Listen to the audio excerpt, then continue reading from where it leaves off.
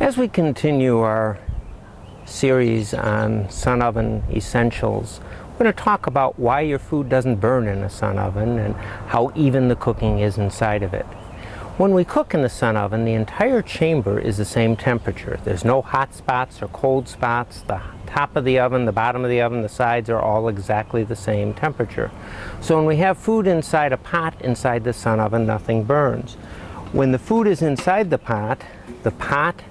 food inside the pot and the air around the pot are all exactly the same temperature. So with that even heat, you only need to mix food once and put it in the sun oven. You don't have to stir it. You don't have to tend to it.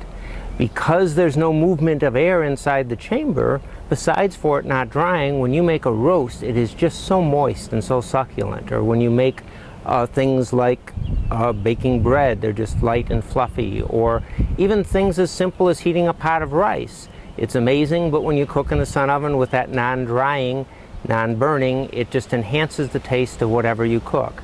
The complex carbohydrates break down very slowly when you cook in the sun oven, which enhances the taste, but also allows it to be very forgiving. With the even non-drying heat in the sun oven, there are no hot spots, which makes the entire chamber usable. You can take the leveling tray out of the sun oven, and as long as you put something like one of these, this is one of the baking or dehydrating racks, or trivet in the bottom of the oven. You never want to put a pot or a pan directly on the floor of the oven, but if you raise the food up just a little bit so air flows around it, then you'll wind up having no hot spots and completely even heat.